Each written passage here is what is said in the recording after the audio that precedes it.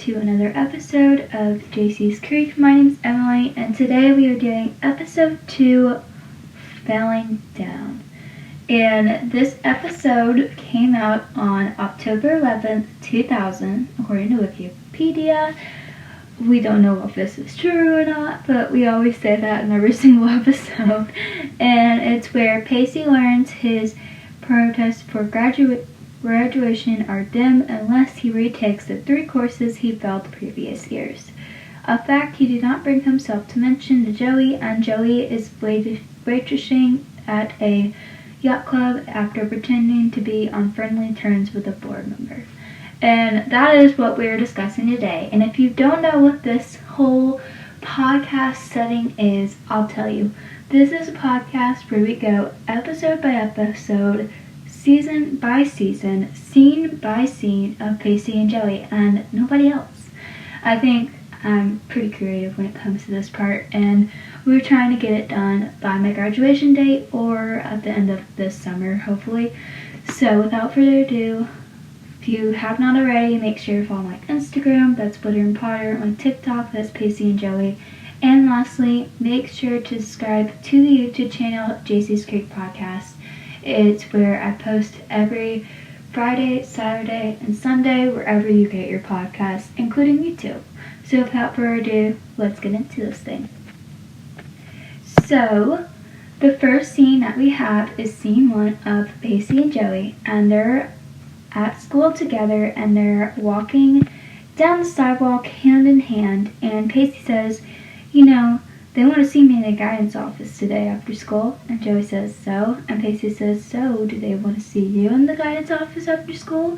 And Joey says, no. And Pacey says, no. See, that right there is a very bad sign. It means they're singling me out already. And Joey goes, oh, don't worry, sweetie. They probably want to extend a hand and let you see that they're there to help you fulfill your destiny as the greatest gas station attendant. And we all know that Pacey and Joey just always kind of make these jokes back and forth together, and I love how that did not change even when they're a couple. And Pacey says, oh, that's cute. And Joey says, what, all of a sudden teasing's out of the question? And Pacey says, no, tease away, you little hussy. But you do raise an interesting point. I think we should talk about it now that we're back in school. And Joey says, talk about what exactly? And at this point, they're kind of inside. And Pacey says, well, mutual wants and needs. And Joey says, sorry, they're not inside right now. They're still outside. And Joey says, did you actually just say that out loud? And Pacey says, like I said, we're a couple now, Potter. And as a couple, I think we have a couple of things we need to discuss. And Joey says, such as? And Pacey says, kissing. Joey says, maybe. And Pacey says, maybe. And Joey says, well, it's kind of suspicious period. And Pacey says, good Lord, woman, you really have a flaming mistress, you know that, right? I mean, without kissing, what do we really have left? And Joey says, precious little. And this is for the part further inside. And she goes, we should probably break up. And Pacey says, yeah, we had a good run, huh? And then she turns to him before they head to class, and she just kisses him. And it's one of those kisses where we're like, oh, that's really cute. To me, that's one of their best kisses in this episode. And then as they're kissing, Dawson walks up behind them, and being the pretty person that Dawson is, says, excuse me. You couldn't have walked around them or something. There was plenty of room. And then Pacey and Joey are just sitting there like, uh-oh.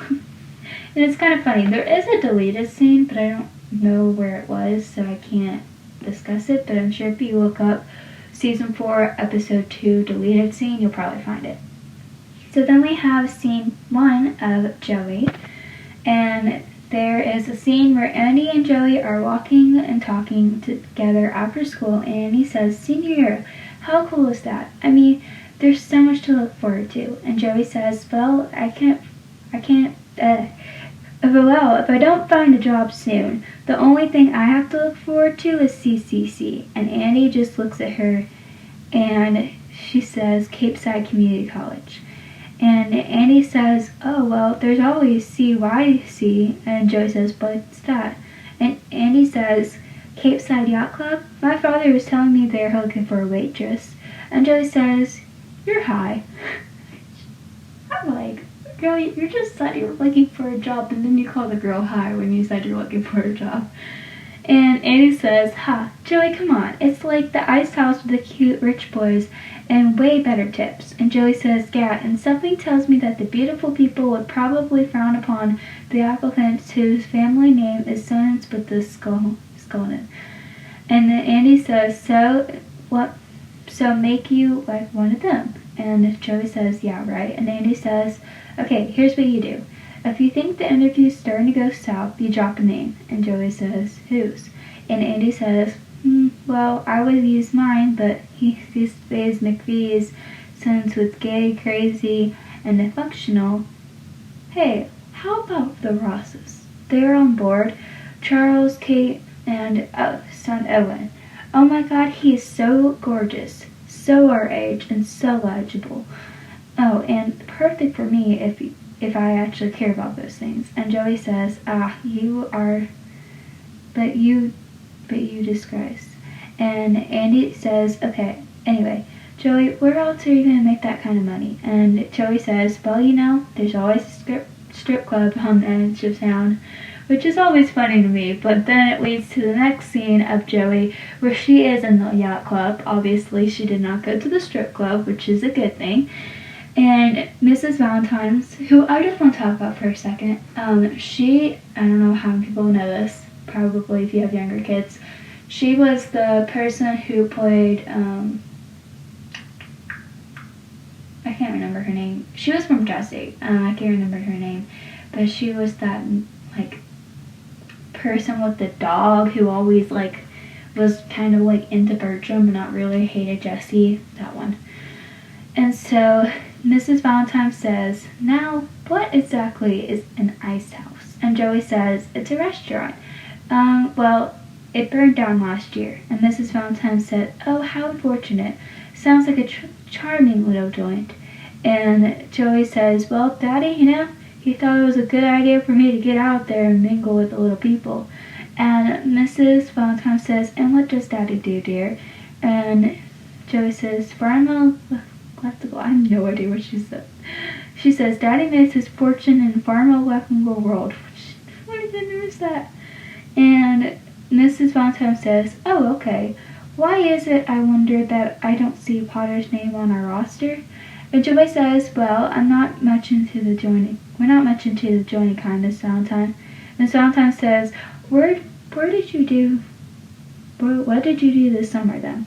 And Joey says, I spent my summer sailing, actually. And Mrs. Valentine says, oh, well, that sounds lovely. I have to ask, were you a deckman or a stowaway? And Joey says, excuse me, but before I submit to another second of your third invention, do you need a waitress or not? And Mrs. Valentine says, yes, now that I recall, that position is actually filled. And Joey says, terrific. Oh, by the way, I'll sure tell the Rosses that you said hello.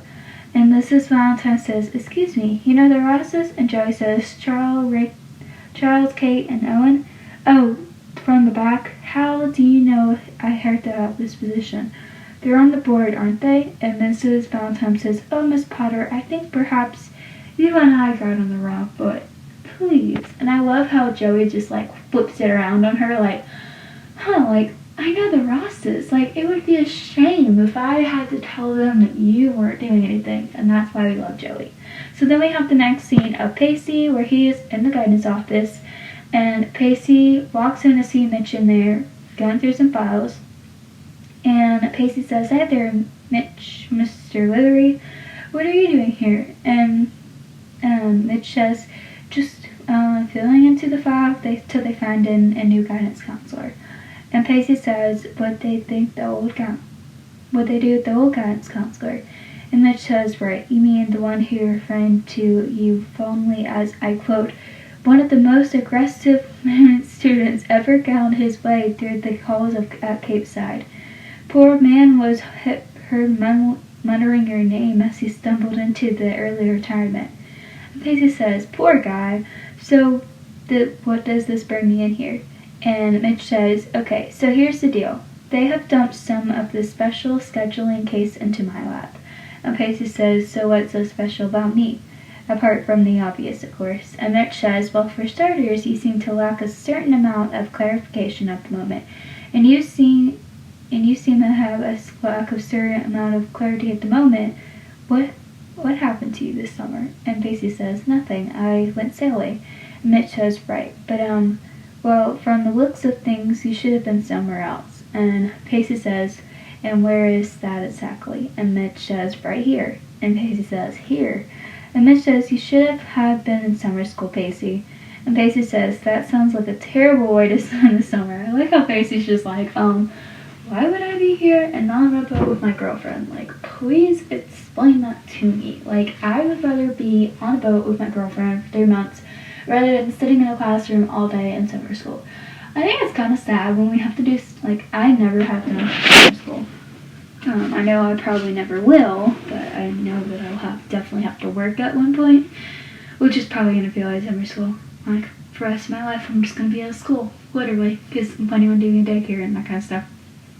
And it's kind of sad when you think about it, like, people spending all their time, all their energy into that one little thing, and they don't get, like, a break. Like, I feel like people need breaks, and, like, when you have, like, winter break, summer break, spring break, fall break, I feel like those are kind of, like, your ways to, like, kind of, like, get your mind off and that kind of stuff, and, like, parents get jealous about it, but really, like, people need their breaks. People need their mental, like, stability to, like, be like, okay, like, here's what I'm doing, and, you know, like, I can do this, like, I can do this.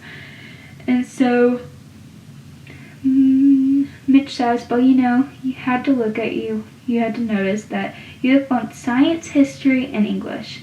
3 biggies." And Pacey says, "Well, that sucks." And Mitch says, "Look, Pacey, I don't know how to say this exactly. I had the distinct pleasure of watching you grow up. You are certainly one of the most endearing pests I ever met. But I'm not your teacher, okay? I'm not your guidance counselor. I'm just a friend. So help me out here, okay? Cut the glance and just listen for a second. You're in deep trouble here." And Pacey says, "So what can I do about it?" And Mitch says, "You could take these classes over." And Pacey says, "When?" And Mitch says, "Every day after school." And Pacey says, "Well, I'm gonna get a job. I kinda need money, you know?" And Mitch says, "No, I don't think you're understanding me. Pacey, you have to work your ass off this year." And Pacey says, "And what if I can't do that?" Mitch says, "No, you can. You just focus." And Pacey says, What if I actually can't?" And Mitch says, "Well then, come this May, you're going to be watching your friends graduate without you and start their life without you. And they'll be heading off for higher education. You'll be gearing up for another year at Stateside High. How does that sound, Pacey?" I do like how Mitch is doing this rather than Dawson or anyone else, because I feel like Mitch needed to be that bigger person who, like, kind of snapped Pacey into reality, because I feel like Dawson said this. I mean, obviously he wouldn't. Like, he would be like, and if another guidance counselor heard this, Pacey would just roll his eyes, like, oh my goodness, like, no. So then we have scene 5 of Pacey, where they're in an old beach house, and Gretchen is taking Pacey on a tour of the place, and Gretchen says, "What do you think?" And Pacey says, "I think I hate it." And Gretchen says, "Well, I think it's charming." And Pacey says, "Charming? It looks like something out of a Better Home and crap." And Gretchen says, "Okay, you see crap, I see potential." And Pacey says, "Well, no, I see potential too.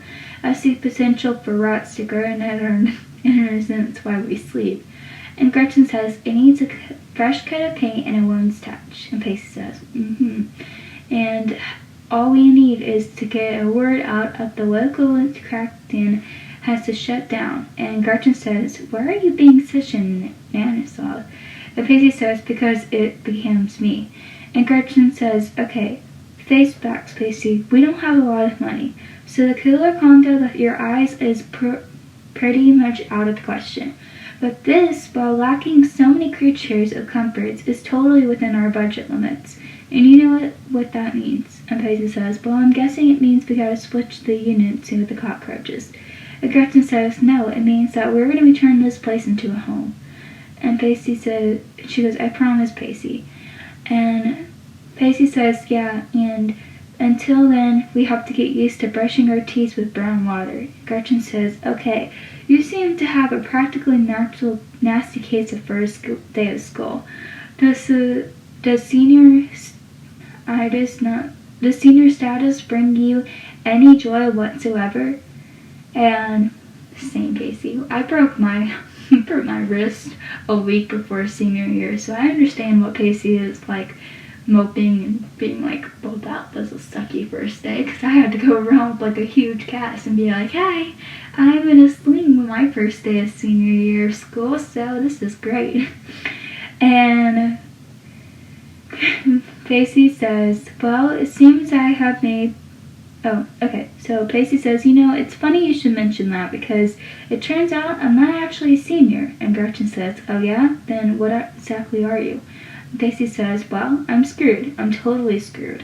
And Gretchen says, okay, explain. Pacey says, well, it seems as though I may have failed 3 classes last year. Yeah, 3.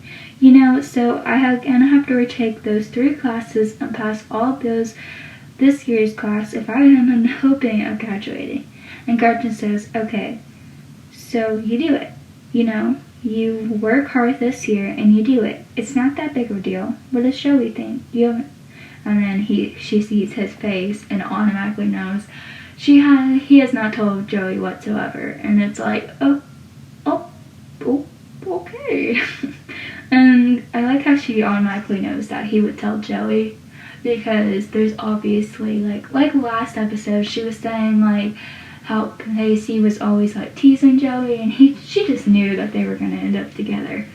And it was kind of like, this is kind of where, like, I think last episode was really where the pity started with Pacey. Like, he was like, oh, now that I got the girl, now what? I feel like that's kind of how it was. But with this episode, he may not think that he's good enough for Joey, and so that's probably why he's not saying anything.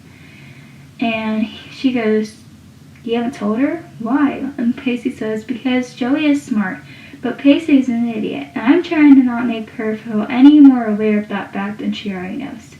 And Gretchen says, you are not an idiot, Pacey. And something tells me that Joey's feelings you have included on your GPA. Listen, I can stand here and tell you everything. It's going to be okay, but it's going to sound a whole lot better than coming from her, so tell her, okay?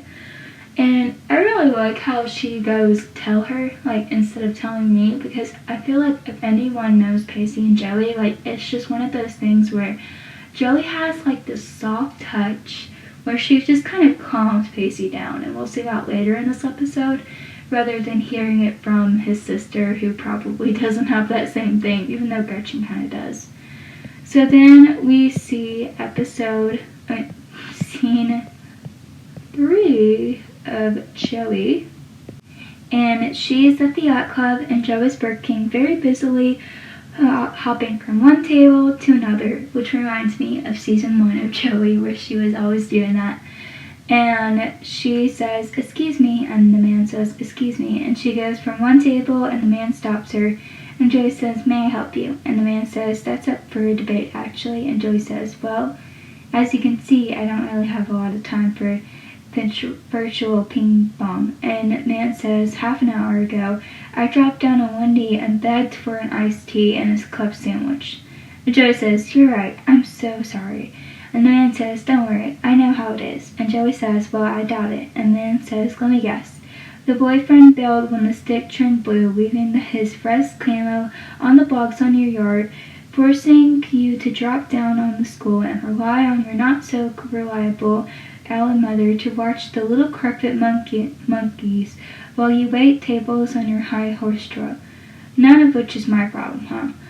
Hun, this is seriously gonna catch your gravel. Oh, come on, where's your sense of humor? I was kidding. Well, not actually kidding. More like an experiment. my father, who is the world-class critter, says stuff like that to help the food, to help all the time. And I was like, what an idiot, you know?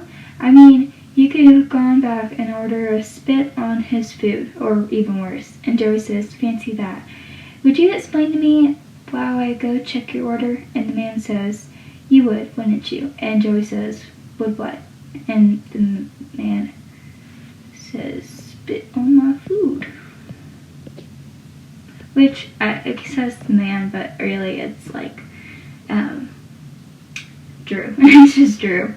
And I'm just gonna keep saying the man. And Joey says, even worse. And the boy says, I knew it. You strike me as very much with your dark side.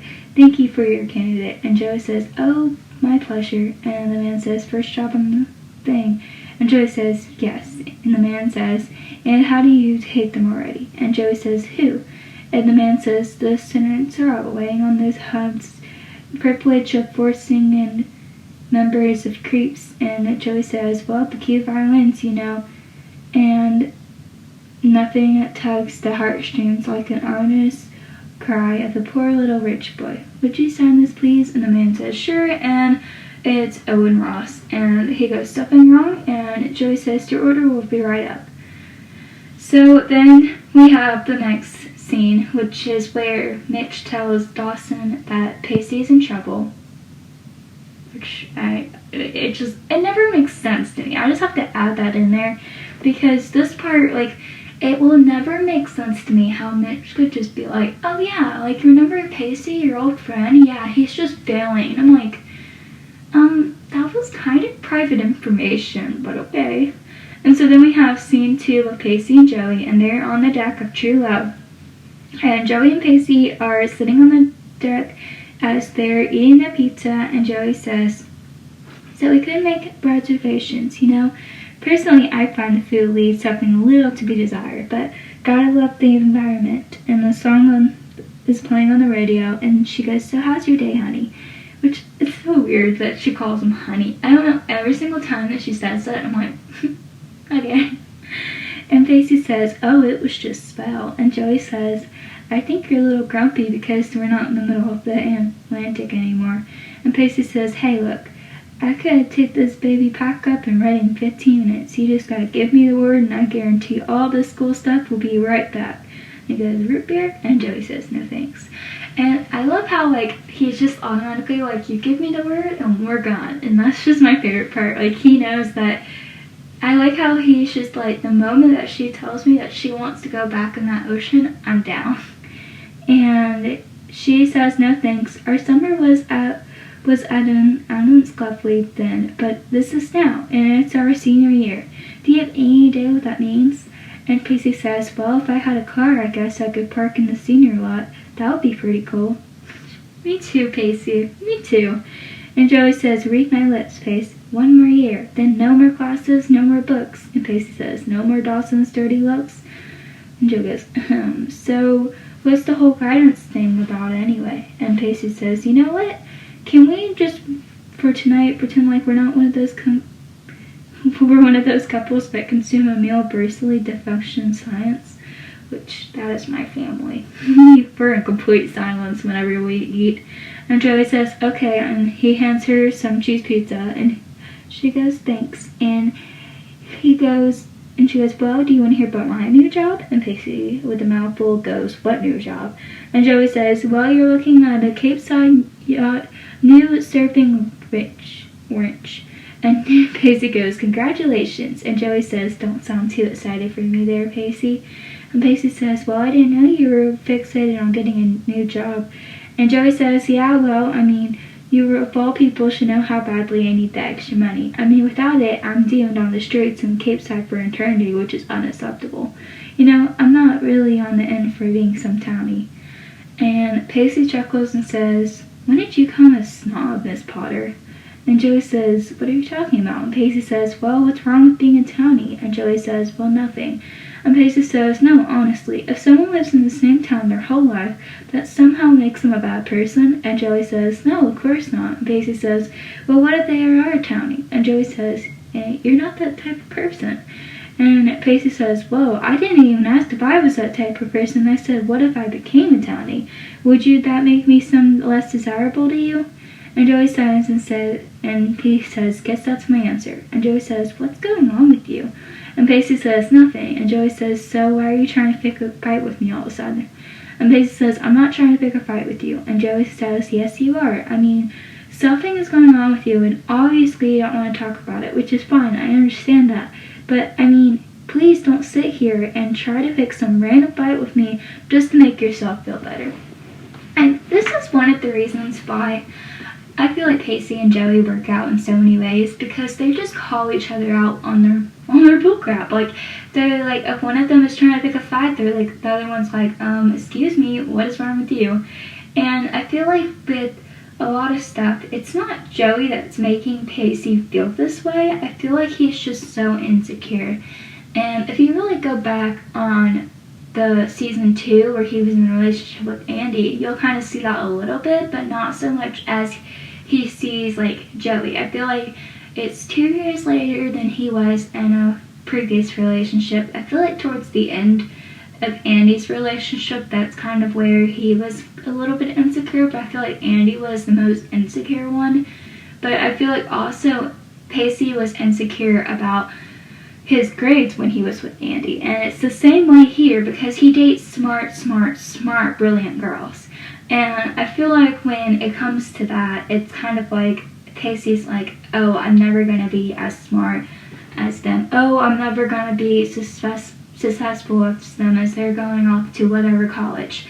Like, I'm not going to be that person who they can count on when they need me if I am 15 minutes away, but instead I'm going to be in the same like town I grew up in, the same town every single time, and I would be some townie that like Joey just referenced as. Like, he's very insecure with himself, and I feel like because he has no one else to take it out on, he takes it out on the people that mean so much to them. And even they kind of they're like, Pacey, what are you doing? But I feel like with Joey, it's kind of easy because Joey's has always been that one he picks on. But in another sense, I feel like it's easy for him to like go up to Joey and say that kind of stuff because really like he knows that she's gonna go in a great college. She's gonna go in a great town, and he's gonna be stuck in Gabeside. Like, that's his biggest fear of all time. And I feel like with Joey, like, yeah, she sees that, but she doesn't really get it. Like, she just sees how her dad and mom aren't there, and her sister is already struggling with money. So now she needs to get this job so she won't be stuck in Capeside for the rest of her life, because that is her biggest fear. And she doesn't really care what she says, because that, if she is stuck in Capeside, that would be the worst thing that would ever happen to her. And I feel like Pacey doesn't get it, and Joey doesn't get it, and I feel like this is why the scene is kind of rough right now. So then we have scene 4 of Joey, and they're in this is a side note, they're in the homeroom class, and the teacher's taking attendance, and the teacher goes Witter and Wagger, and the girl says here, and the teacher goes Wilson, the boy says here, and the teacher says Witter, and he goes Witter, and Dawson looks over at the empty desk near him, and he's not there. And so then we have the scene of Joey, where she is in the Capeside yacht, and she goes up to Owen, who aka is Drew, and he fills up her glass of tea, and Joey says, can I get you anything else? And Owen goes, okay, weird girl, what gives? And Joey says, what do you mean?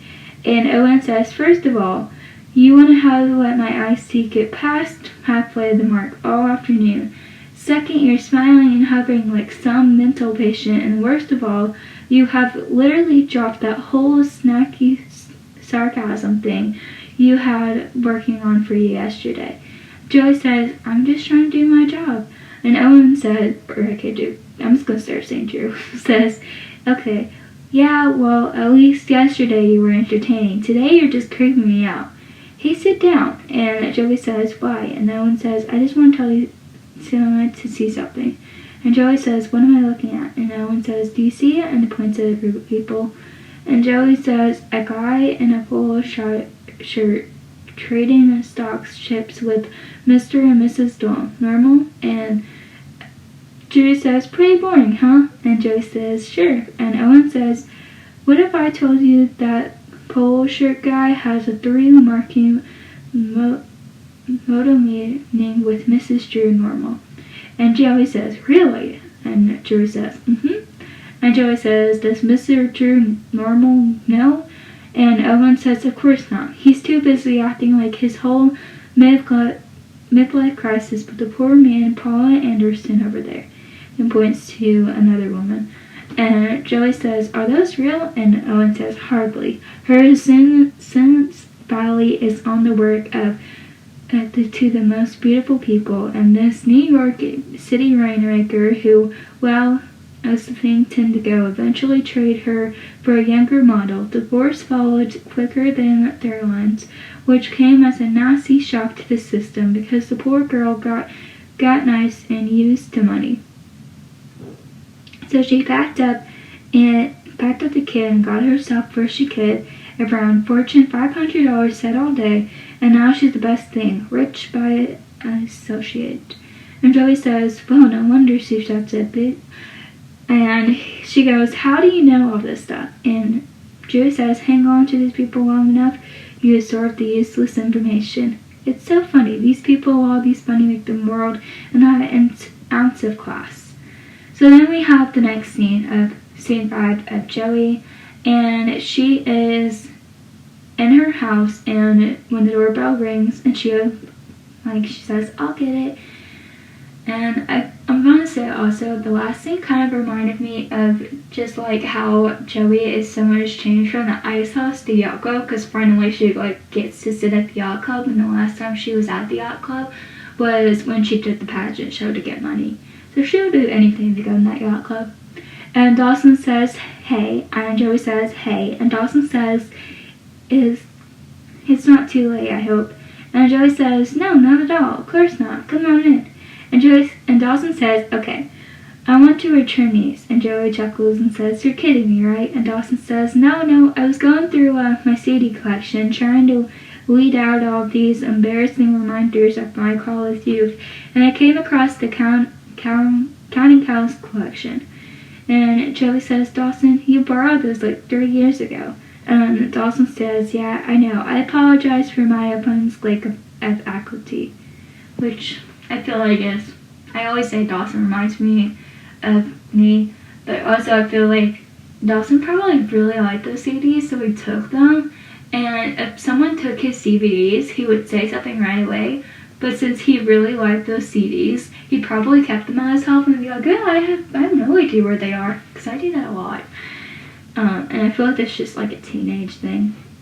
And he goes, oh, I should go. And Joey says, why? And Dawson says, because it's none of my business. And Joey says, what is? And Dawson says, Pacey. And Joey says, so you're going to start making some sense here, Dawson? And Dawson says, you just talk to Pacey, okay? And Joey says, about what? And Dawson says, about school. He's in trouble. And Joey says, what are you talking about? And Dawson says, well, he didn't show up to school today, and if he's not careful, he's going to flunk out. And I can't, for the life of me, figure out why I should even care about this, but I'm here. And if there's anyone else who can help him, it's you.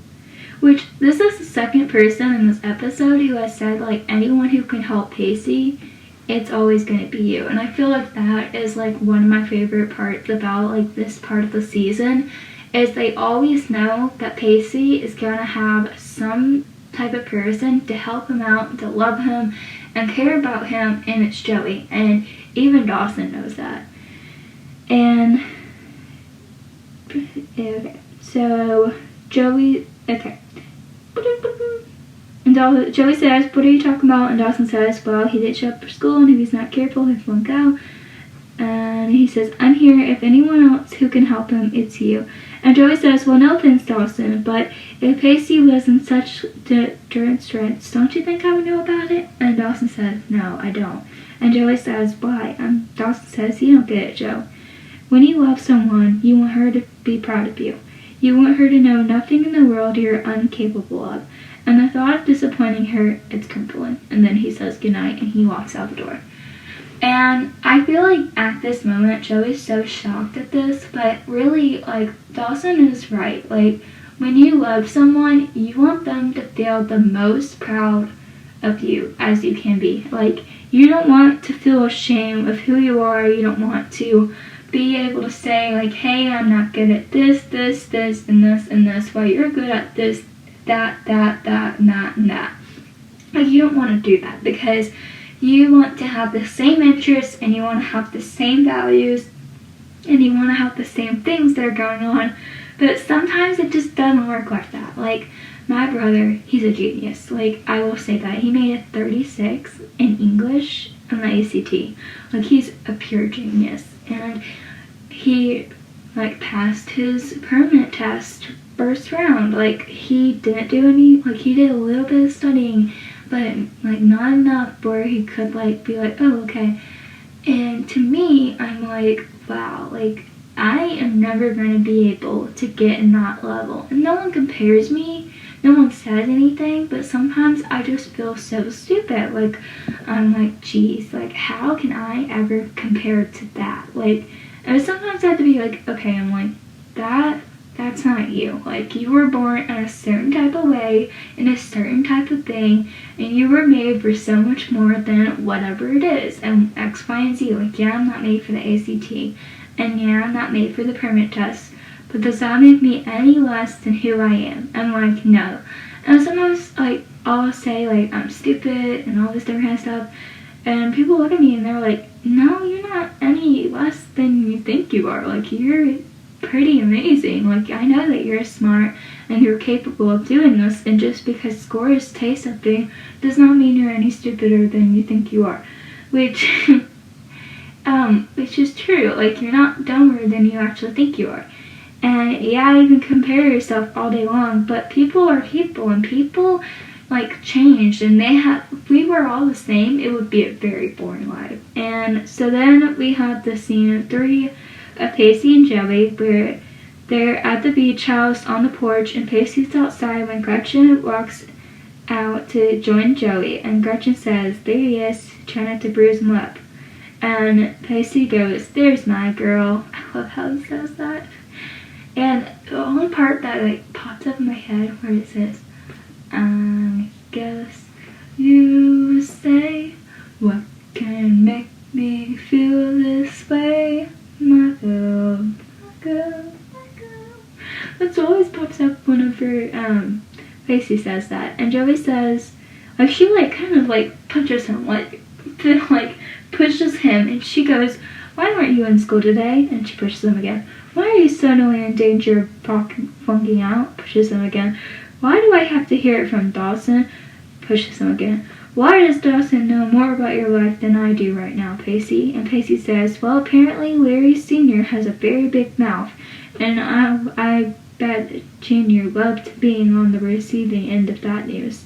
And Joey says, can we stick to the point, please? And Pacey says, no, honestly, I'm sure he loved hearing that, you know? Now that he's slammed, the guy gets to swoop in his soul and swoop in his soulmate with a big fat I told you so. And Joey goes, are you delusional? Dawson has zero thing to do with this. And Pacey says, yeah, sure. And Joey says, do you have any idea how assaulting to know that I come last on your list of people to contact in an emergency? And Pacey says, Joe, this is not a big deal, you know. I'm handling it. And Joey says, and how does cutting school translate into handling it, Pacey? Why? And she goes, why does this even surprise me? And Pacey says, what exactly is that supposed to mean? And Joey says, exactly what I said. This is how you deal with everything. You run away. You take the easy way out of things every time. And Pacey says, well, I guess that's why I'm such a loser. And Joey says, you know, you are not a loser, Pacey. I did not spend my summer with a loser. You know, building what I thought was an incredible foundation for a relationship, I thought we were a great team. And it turns out, I guess I couldn't be even more wrong. So I do love this scene because it kind of shows how much Joey was, like, building it up in her mind. Like, how much her and Pacey has changed over summer. At one point, her and Dawson were a team. At one point, her and Dawson were telling each other everything. And so when she mentions Dawson, automatically it clicks in his head like, oh my goodness, like Dawson came over and said, I told you so. I told you that he was going to be like this big loser that can never be able to take care of you. And this is how much Joey has changed over the summer, because she's like, I did not spend my summer with a loser. Like, if I wanted to spend my summer with a loser, frankly, she could have stayed in Cape Side, to be honest.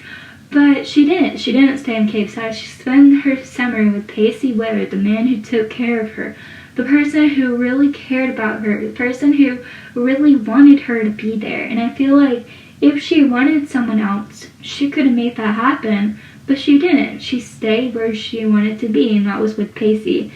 And Pacey did not see that. And she is like, don't run away from this. Don't run away from me. That's basically what she's saying. Like, don't push me out of here just because you think you're something else. Because whatever you are, you're more than that to me. That's basically what she's saying in this scene. So then we have scene 3 of Pacey, and he's at the beach house, and he's sleeping on the couch when Gretchen, like, opens the window to wake him up, and Gretchen says, I want you to get up, take a shower, button up your best bowling shirt, and go and apologize to that girlfriend of yours. And Pacey says, do you think maybe you could leave me alone? And Gretchen says, Pacey, this girl's a keeper, and I cannot in any condition allow you to blow it because you're scared. And Pacey says, what are you talking about? I'm not scared. Which is my favorite part of this scene. Like, the way he says it, he's like, I'm not scared. Like, please. And Gretchen says, like a little girl. And Pacey says, oh, what do you know? And Gretchen says, and if you're not careful, you're going to sabotage this relationship before it even has a chance to become something. And Pacey says, I'm going to sabotage it, huh?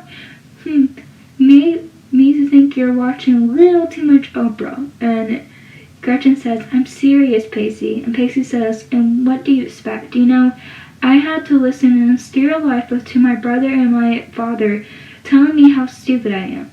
How can I not feel like a moron sometimes? And Gretchen says, you're right, they're jerks. Both of them, you know, but get over it already. I mean, Dad and Doug have so many problems between them, you should just throw them a huge pity party. And they're not your problem, Pacey. This is why I love Gretchen, because she's the only person in her family that finally kind of goes like, don't listen to them. Like, why bother listening to those idiots? Like, we've seen Pacey for the past seasons where he just listens over and over and over and over and over and over to what his dad says. We talked about that. Like, Pacey always thinks in the back of his head that he's not good enough because of X, Y, and Z. And one of those reasons is because he's like, I'm not good enough to my dad, and I'm not good enough to my brother, and I'm not good enough to my mom. So what makes me think that I'm good enough for this girl? And that's what he's thinking about right now. Like, he feels like he's like, I'm not good enough for Dawson. I'm not good enough for my dad. I'm not good enough for my mom. I'm not good enough for Doug. What? And all these people have probably told me, I'm assuming that his mom probably told him about that, like, all these people have told me that I'm not good enough. My teachers have told me I'm not good enough. My guidance counselor has told me I'm not good enough. Mitch Leary just told me that I'm probably not going to be able to pass in this year if I don't get my classes together. What makes me think that Josephine Potter is probably going to think that I'm good enough right now? And that's what he's thinking. Like, he's thinking so much in the line where, like, the appearance does not matter, but what is inside his heart matters to Joey. Like, she chose him. She did not choose Dawson. She chose him. And right now, he's gonna mess it up if he did not say anything. And Gretchen is telling him right now, like, forget those idiots. Go to your girlfriend and say what you want to say. Like, go tell her that you are scared like a little girl. Like, go tell her that you are feeling some certain way. And it really gets me, because then she goes on to say, he goes, "Oh please, great Lawrence of Cape Side, who is?" And Gretchen says, "Your problem is Dawson. Don't tell me you don't hear him. You know he's whispering in your ears, telling you that you're not good enough, but he's just a ghost, Pace. She picked you, and now you have to deal with it." And that's what I was saying earlier. Like, Joey picked Pacey. She did not pick Dawson. If she wanted Dawson, she would have stayed in Cape Side. And that's what I was talking about earlier. Like, when she was saying, like, she's been there 3 months and she wants to know what's going on now, because this is not the guy that she spent the whole summer with. Like, now he's suddenly picking a fight with her. She's like, okay, like, snap, what is going on, my friend? Because this is not it. This is not how we work together, because we're a team. And you need to tell me what is happening right now.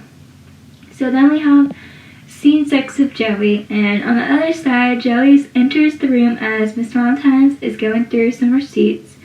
And Joey says, "You wanted to see me?" And Mrs. Valentine says, "Have a seat, Miss Potter. I was going through yesterday's receipt, and I noticed there was a couple of them were signed by Owen Ross." And Joey says, "Right." And Mrs. Valentine said, "Thought you said you were a good friend of the family." And Joey says, "I am." And Mrs. Valentine said, "Well, if you're such a good friend, wouldn't you know that he and his family are in Paris until the first of the year?"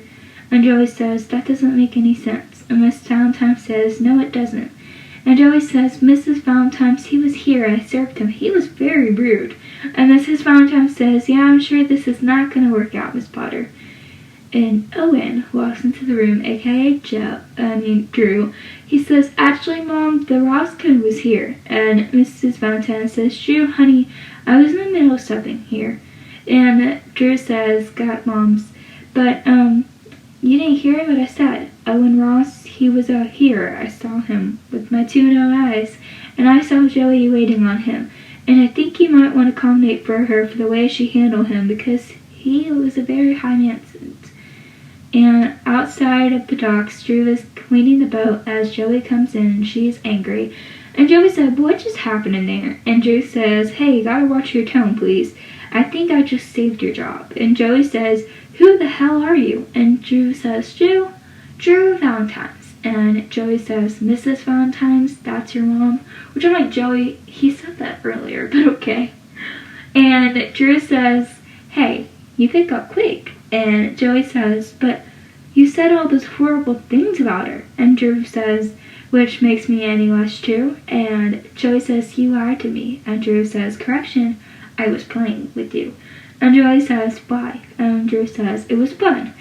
My mom told me about the new girl, the one who was a friend of the Rosses. I took one look at you and knew that you lied your way into the job, which I totally dig about you, by the way." And Joey sighs and she goes, "You're free." And Drew says, "Okay, all right.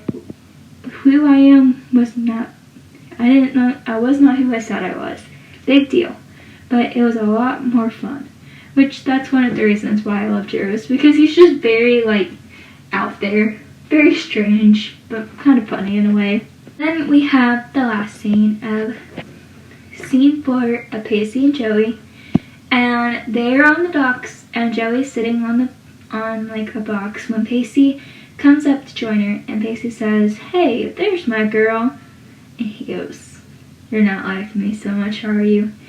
And Joey says, "Not so much, no." And Pacey says, "So, you know, I was talking to my sister, and she says to me that actually it's not a bad idea to discuss your problems with your girlfriend." And Joey says, "Nice to know when someone in the Witter family can boost a brain cell or two." And Pacey says, "You're not going to make this easy on, are you? Okay, so where do I start?" And Joey says, "Wherever you want." And Pacey says, "Well, I should probably just start by saying to you, Josephine Potter, you have just wrecked me." And this is my favorite line. And he goes, "In the most possible way, you absolutely wrecked me. Because you see, I fell in love with you knowing that there is never a possibility of being with you. Knowing full well that the sizable chunk of your heart would always be wrapped up in our friend Dawson. And was actually okay with me, right up until the point you chose me. because you turned everything on its head. Then I got everything I wanted, and from that day forward, I have been totally wrecked." And Joey asked why, and Pacey says, "Because all I can do is just wait for another shoe to drop, you know? Just wait for you to realize what a big mistake you made. Wait for you to realize that I'm gonna be such a disappointment. And wait for you to realize that Dawson is the guy you want to be with." And I feel like at this moment, it goes back to how Pacey was raised. And I say this a lot because he has been called a disappointment. He has been called probably several other things.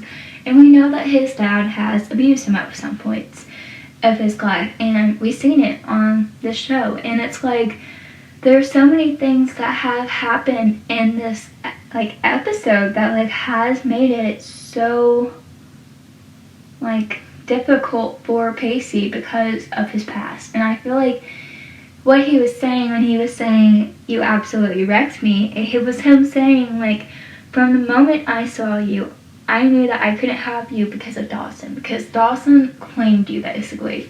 And he was like, "I couldn't have you, and I have tried to have you before, but then the moment you chose me, that was when you wrecked me, because I realized that I got everything I wanted, but when are you going to realize that I'm not good enough? When are you going to realize that this is the day, oh wait, like Dawson's actually pretty good. I'm going to go back to him."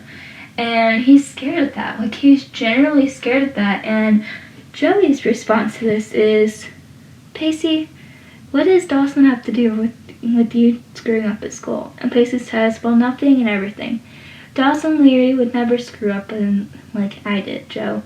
It wouldn't have happened." And Joey says, "You know, you're right.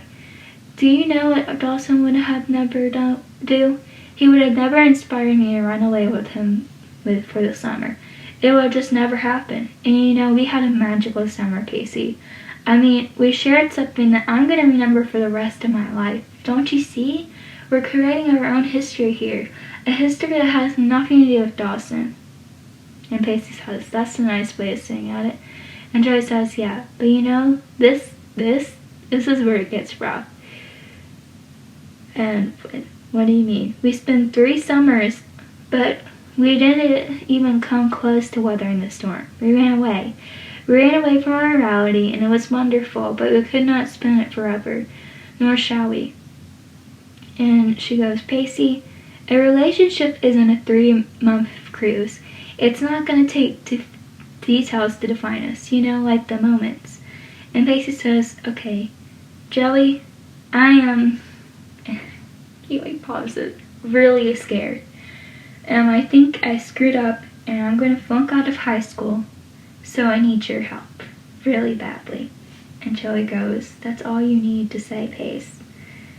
And Pacey goes, "Oh, easy for you to say." And Joey says, "Okay, whatever it takes, we're going to fix this. You know, I mean, everything's going to be okay." And Pacey says, "How can you be so sure?" And Joey says, "I'm not going anywhere without you." And Pacey says, "Looking for special things inside me to fix anything inside of me, Pace Potter." And Joey says, "Yeah." And Pacey says, "How come you're so much smarter than I am?" And Joey says, "I'm not so much smarter than Pacey. You just happen to be a little emotionally retarded." And Pacey says, "Is that it?" And Joey says, "Yeah." And Pacey says, "Oh, now I have so much better in my mind." At this point, they're kind of like touching heads, and it's just like a really, really intimate moment. And Joey says, okay. She goes, Pacey goes, "Oh, that's such a load of my mind." He says, "Let's go make out somewhere." And Joey says, "How romantic." And they get up, and he says, "Well, you're far too cynical for my romance undertones." And Joey says, "Doesn't mean you earn points for trying." And Pacey says, "Oh, come on, you love me." And they're like, he has his shoulders, or he has his arms over her shoulder, and she has his arms over her shoulders. And she goes, "And you bug me." And Pacey chuckles, and that's how it ends. So with this scene, I'm going to break it down a little bit. So one of my favorite parts was where Pacey, like, goes over everything that he's scared of. he's scared of Dawson. Like, Dawson is his biggest enemy. Like Archie said, Dawson is that person who will always mess with Pacey's head. And Joey, meanwhile, knows that that's what it is, and she knows that it's about the history because Dawson said that several times. It kind of goes back to how Dawson said in episode 21, where he's like, do you think you can compare with history? And Pacey's like, yeah, but I'm making my own history, man. And that's basically what he was saying.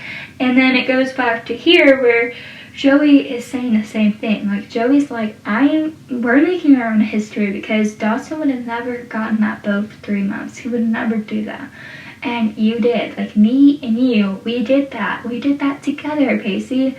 And then another thing that, like, Joey knew that Pacey was struggling with was opening up to people. And I feel like Pacey with Dawson, and I guess he never really opened up to him as much. It kind of goes back to season 1 where he went with Tamara and he was out there with Tamara and doing all those different kind of things. And it kind of goes back to that because he never opened up to Dawson. Like, Dawson had to find out in the most weirdest way.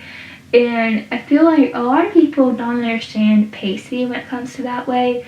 Like, they'll see something and they're like, I don't understand why in season 2 Pacey didn't open up to the blah blah blah blah, or I don't understand in season 5 where Pacey just didn't say this. And I'm like, you guys, Pacey, or like in the prom episode that we'll see later in the season, like, Pacey didn't open up to Joey beforehand and he didn't open up to her about like the whole getting arrested thing. And people just didn't understand that. They're like, oh, that's bad writing. I'm like, you guys, that's not bad writing. That's Pacey's personality. Like, he it seems like he's being a jerk at the moment, but really he's having a hard time opening up with it because that's just his personality, and he just does not open up to people. And even Joey knows that because she calls him a little emotionally retarded. And it kind of goes back to where she was like, that's all you had to say. Like, you had to say, I'm scared, and you have to say, like, I need you. And it makes sense to say that. Like, you're allowed to say that. And I feel like for so many years, Pacey wasn't able to say that to anyone. And I feel like it kind of goes back to season 2 with Andy and him. I feel like with Andy, she tried to make Pacey kind of like, she tried to mold Pacey in someone that he was not for a little bit. Like, he made a bunch of A's. He worked on it. He opened up with Andy at one point. Like, there was a lot of good scenes with him and Andy, but I feel like with him and Joey, it was very different. And I'm not going to compare the relationship all together, but I feel like with this part, he's grown up a little bit more, and she's grown up a little bit more. And with how, like, Andy and Pacey, like, he was trying to fix Andy more than he was trying to open up to Andy, if that makes sense. And so with here, he's not fixing Andy. Like, he's not trying to, like, she's not trying to mold him into someone that he's not, and he's trying not to, like, help her in any type of way right now in a certain type, like, you know what I mean? But, like, with Joey, like, she knows that she can, in order to be in a relationship, they have to talk about stuff. And so you put those two things together, it really makes it what it is right now, because Pacey and Joey have so much going on, and in order to get where they need to be, Joey and Pacey know that they have to talk about things, which will come up in a lot of season 4, I feel like, because there's so many scenes where I'm like, they could have just talked about this and all of this would have been over. But then I remember their past kind of makes it difficult because they're family. Their family makes it very hard to, like, talk about things and get over things and la-di-da-di-da. And I feel like that's why it's hard for Pacey at this moment to be like, I'm scared. And when he opened up to Joey, I feel like that was kind of a new side of Pacey that we never really got to see in season 2 with Andy, or season 1 really with Dawson. I'm not saying there was any type of romantic thing, but, like, as a best friend, there was no type of way where he could have, like, said anything. Like, he could have been like, he does say, like, hey, I think I messed up. Like, that's where he goes. But he's never really came out, even in season 3 when he was, like, trying to get Joey and Jen knew, like, the only thing he's ever said to amplify that he was scared, where he was like, I got butterflies in my stomach. Like, I think that was really the only thing. And then when he knew that he lost Joey for a little bit, that's when you could tell. But he was, like, kind of scared. But he never says it. He never, or when he says, I feel like Daphne, I feel like he never says, like, how he said it in this scene. It was a different side of Pacey that I feel like we never really have seen before. It's one of those side of Pacey where you can tell that he's in love, and it's one of those loves where you can feel this. Okay, You Are in Love by Taylor Swift. That's the moment that we have right now. I feel like at this moment we just see like a whole different diagonal of like Pacey, where it makes it like worth it. And I have to read this lyric. It popped into my head. I'm such a big Taylor Swift fan, and the thing that popped up in my head right now, where it goes, one look, dark room, meant just for you. Time moved too fast. You played it back. Buttons on a coat, light-hearted jokes, no proof, not much, but you saw it enough. Small talks, he drives, coffees at midnight, the light reflects the chains on your neck. He sighs, look up, and your shoulders brush, no proof, one touch, but you felt it enough. You can hear in the silence. Okay. You Were in Love by Taylor Swift. That's what it reminds me of right now. Is because at that moment you can just tell that they're in love. Like, you can just see it in both of their eyes, and the way that he goes, oh, you love me, and she goes, and you love me. But it's a certain type of love that we have like never really seen from both of them, because even Dawson and Joey, they never really talked about the stuff, what was happening. And I feel like because Joey and Dawson happened, I feel like she knows in a relationship you're supposed to talk about that kind of stuff, and it could go back to her mom and dad and Bessie and Bodie. So, if you like this podcast, please make sure to come back on Friday, Saturday, and Sundays. Make sure to review this podcast, give it 5 stars, leave a kind review, and make sure to subscribe to the YouTube channel, that's Jacey's Great Podcast, and leave your thoughts down below. You can put a thumbs up if you like, but please leave your thoughts down below, whatever you're thinking about this episode or a past episode, or even a future episode that you'd like me to mention. And lastly, if you have not already, make sure to follow my Instagram, that's Witter and Potter, my TikTok, that's Pacey and Joey, and again, make sure to subscribe to the YouTube channel. Again, I post every Friday, Saturday, and Sunday. Do all the things. Bye, guys.